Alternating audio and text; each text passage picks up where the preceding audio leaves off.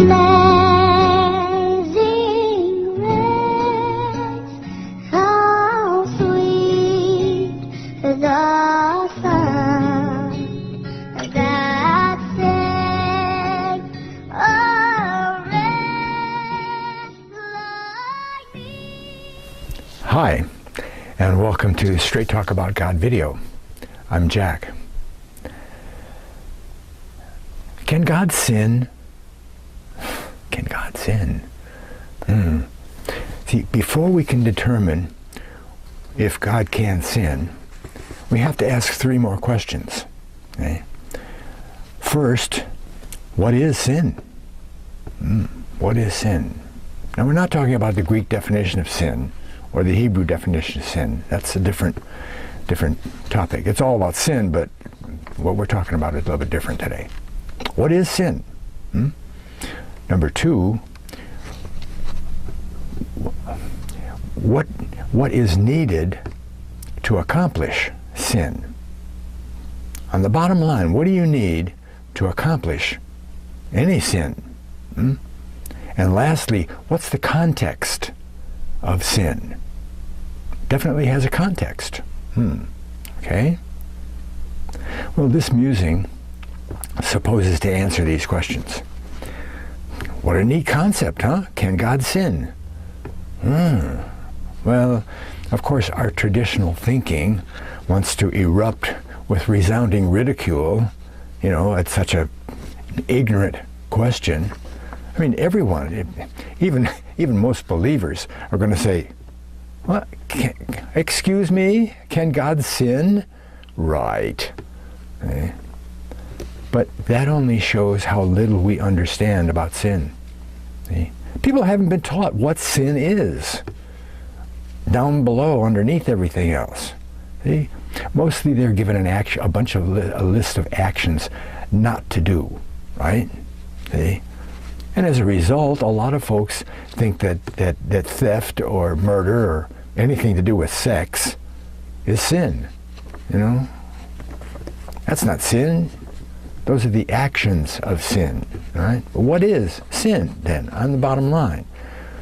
Well, while it's true that it's disobedience to God, yeah, that's true, and rightly so, we fail to see beyond the physical event into the psychological event that allowed the physical sin.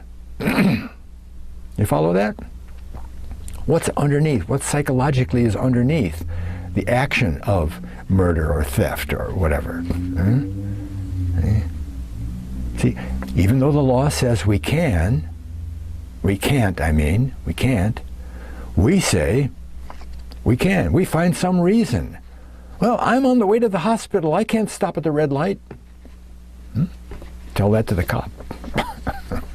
See, making laws is an easy, simple thing to do. We just make a decision and then act on it. Simple. Okay? And that answers the first question. What is sin? Making our own law. Way down at the bottom of the pile, underneath all the specifics, making our own law. That's sin. Okay? That's what Adam and Eve did, didn't they? Huh?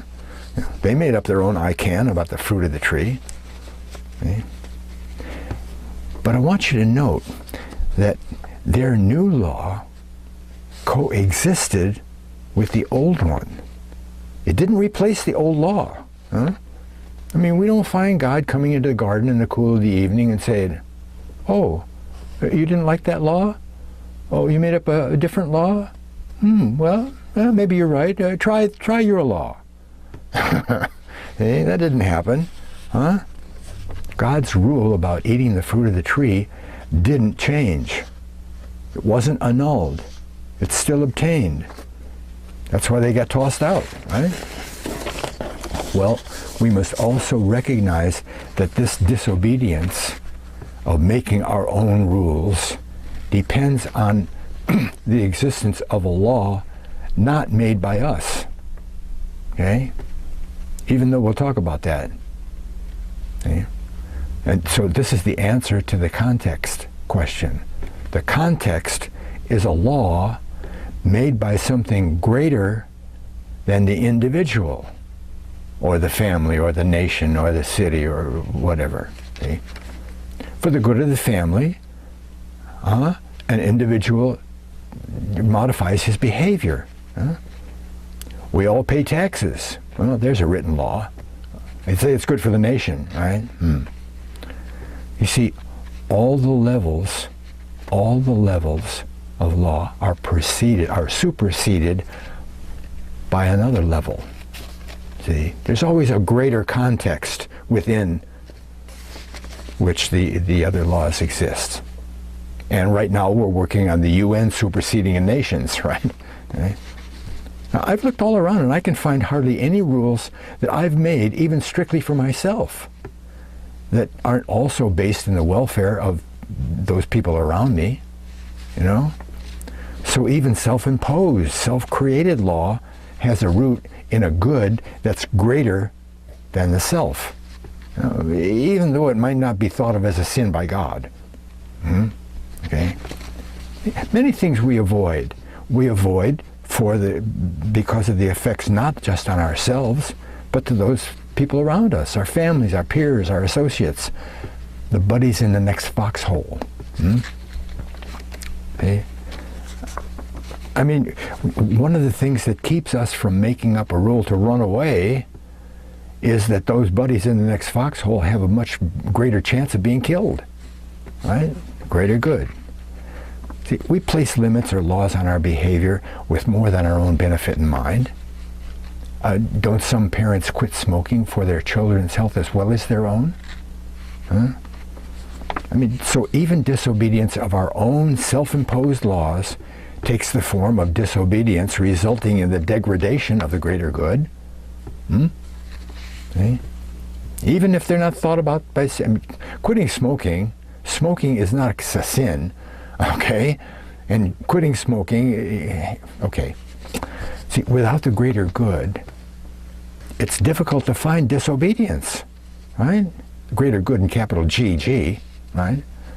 I mean, how do you rebel against nothing? But let's say that tomorrow morning we woke up and God had supernaturally done away with all the rules. There were no more rules. People do whatever they want. Woo. Do you think if we could look into the mind of people that we'd find that they had lost the capacity to choose? The capacity to be disobedient? You think it had vanished? Yeah, probably not, huh? Right. What if the next morning we woke up and there was one rule, like the rule in the garden? It's only one rule. Do you think there'd be some people who would break that rule? See, the capacity to break the rules is a fundamental part of being human. Oh, it goes all the way there. See? It rests on our ability to choose. See, without the freedom of choice, you can't break the rules, right? So that's the answer to what's needed. What do you need? What do you really need? What's on the bottom line of sin? We need the ability to choose. See? A robot can't sin. Well, maybe an AI robot, you could argue with that. So sin, disobedience, making our own rules, is inextricably bound to the freedom of choice. Does anybody really understand this? I know you probably said yes. Well, I understand that. Okay. Well, it would seem that most Christians don't. They don't. The fundamentalists are right up there, up in your face with their misunderstanding. They've got rules for everything. Even breathing. Even breathing? Sure, I can just imagine some, quote, Christian parent telling his teenage daughter, don't take big breaths when you're around men. I know, that's worthy of ridicule, but I'll bet you can find, with good research, you can find worse examples than that, right? See, But other sectors of Christianity have their own ideas about right Christian behavior. You know, right Christian behavior is evangelism. No, it's not. Huh? Folks all around the world are admonished week by week by living as some kind of rules, you know, instead of being taught the simple rules that God's laid out in the Bible and then being shown the practical examples of how those laws live in a daily basis. Right? I mean, at best, some churchgoers are given titillating examples of related to the laws in Deuteronomy, say, in order for the preacher to be able to harangue the congregation about their personal lives. Don't you sin, you got it. I grew up in a Baptist church. We had those kind of sermons all the time. Understanding sin where man is concerned, that's easy enough. I mean, even if we don't like some of the conclusions that we come to, you know, based on our personal behavior, but where God is concerned, we've got two natty challenges to confront. Can God sin? Yes. Yes. But at the same time, no. See, we have to do some clarification of the question, can God sin? You remember your mother? She used to say, you say, hey, can I go out? No, can't is not the word. May. Remember the big difference between can and may? You always heard that when you were a kid? So, can God sin? Is God able to sin? Does he have the capacity or the ability to choose? Yes. Sure. God has that ability. God has the ability to choose and make decisions. So, yes, he can sin. Well, here's challenge number one. If we expand the context from inside God, God being everything, to outside God, then we may find that God can't sin. See, even if he retains the ability to sin, there's nothing to sin against. See? He has no context in which to sin. There's no higher law than God's. No? He can't break some law that's greater or gooder than his own. Now here's challenge number two. We can break our own rules. Can't God break his own rules? Sure. Maybe. It would seem as though he can. But there's a greater difference between God and us, right? Maybe you notice that. When we see a law at stoplight, you know, we can say, I gotta go, I'm in a hurry, I gotta, you know. The law says don't. We say I can when the law says don't, see? But the law doesn't, the law goes on unaffected. It doesn't change. See? That new law that we made up, the I can, doesn't change the old law, you know. Our new law doesn't become reality. The cop's going to give you a ticket anyway, right? See? When God speaks, reality is created on the spot, right? See? God has the right and the authority as creator, you know, to change what he said. He changed his mind on on Eli, you know, didn't he? Look that up. High priest, yeah, changed his mind. So he can make a new law. Uttering the new law, the old law becomes non-existent. So God can't, in effect, break a law that doesn't exist, right? Now that might start to sound devious, but I can't find any place that doesn't work. I looked around a lot, see? So, can God sin? Yes. God's got the ability to sin. But the poor guy can't find a place to do it.